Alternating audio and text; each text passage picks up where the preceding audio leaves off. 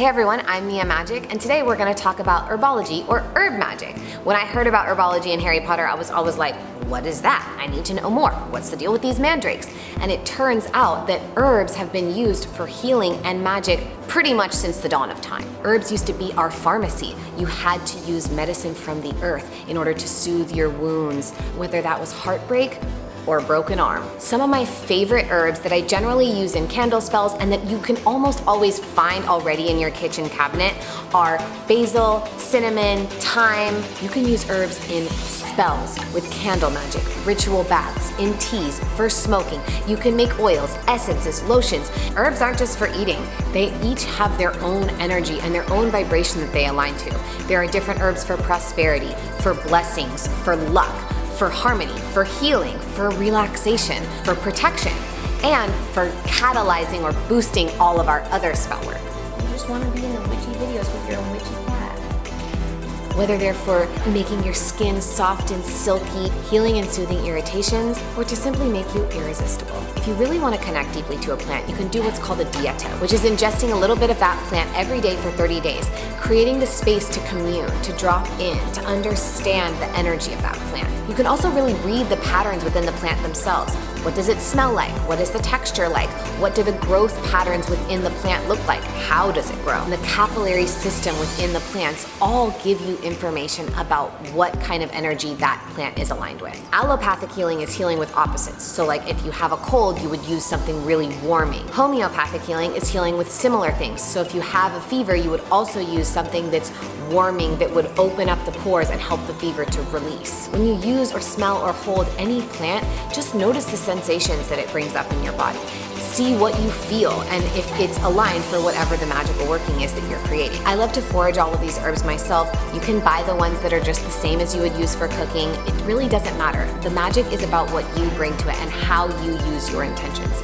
My first couple of spells where I was using herbs, I literally just listened to my intuition. I grabbed everything out of the cabinet that called to me and then looked up the uses later, and everything I had chosen was exactly spot on. This is all wisdom that we carry within ourselves. It's all just dormant in our DNA. Try using your intuition and see what calls to you, see what you feel when you're doing a spell, and then look it up afterwards. And I bet you will have gotten everything just right. Today I want to give you a couple of different herbs that I love to use that you'll generally find already in your pantry. Cinnamon, which we almost always have in the cupboard, is a really powerful catalyst, like a boost to any spell.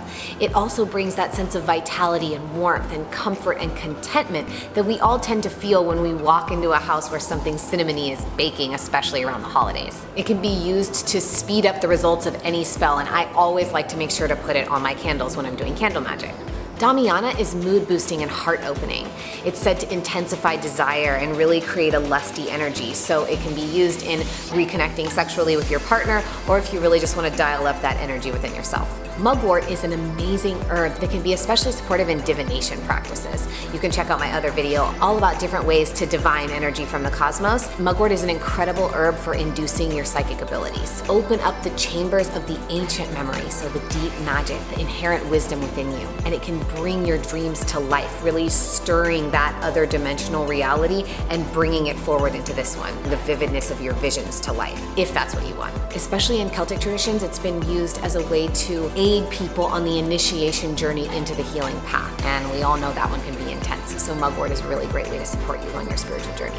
Rosemary is associated with Aphrodite, Rose, and Mary, two beautiful feminine energies. It appears in many ancient images of Aphrodite. It attracts fairies and good energies. It's really useful for ritual baths and especially for creating holy water. It was always in the original potions for holy water, so it's great for blessing and cleansing and purification. Bathing in rosemary is said to not only enhance your memory, but to make you more memorable for people that you meet throughout the day. And because it's associated with memory, it can also be really helpful for success in school. Rosemary is used in spells to retain your youthful vibrance, and placing it under your pillow is said to keep away negative energies like nightmares. In ancient folklore, a bride and a groom who planted rosemary together on their wedding day were said to be able to watch it grow and divine their family's fortune from it. I try to use rosemary in as many things as possible. Lavender is a really amazing herb for calming and relaxation, especially in baths. It's also used to sharpen the mind, to enhance your focus, and to encourage and strengthen pure love within you. It also encourages fertility, so it was always used by women to support them in their fertile, creative, loving energies. Lavender can be really helpful to stuff inside of your pillow if you get headaches or if you're an insomniac, as it will just help you release all of that tension. It's a great herb. I mentioned marjoram because it's an amazing herb, was sacred to many goddesses, and it's usually in Italian seasoning. Marjoram was known to the Greeks and Romans as a symbol of happiness and associated with love because of its close proximity to that fierce goddess Aphrodite. Marjoram was also sacred to Isis, who is the mother goddess of Egypt, who's associated with love and deep magic. Marjoram was said to just bestow blessings upon everyone with good luck, good fortune, and good vibes. Basil is a prosperity herb in every way, not just for finances, but for health, for well-being, for harmony within your family. It's an overall prosperity herb, a really rich, beautiful life. Basil will bring blessings to every single person in the home. It will ward off negative spirits and is said to be the most successful in doing so out of all the herbs. It's really good luck to have in your home so that it can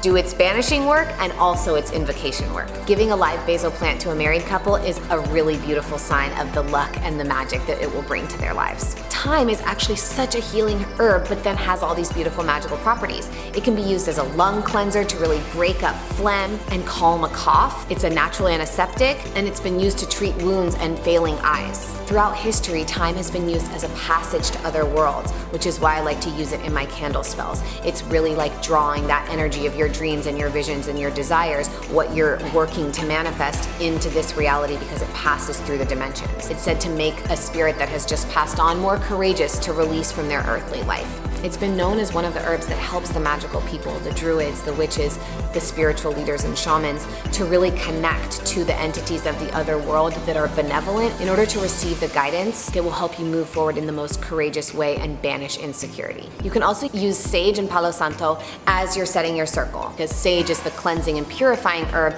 and palo santo is really for protection and grounding and setting the space. If you want to learn about how to use herbs in a candle spell, check out my candle magic video. Make sure you check out my new show, Making Modern Magic, all about bringing the wizarding world to the real world. I'm Mia Magic. Thank you guys so much for joining me, and welcome to the wizarding world.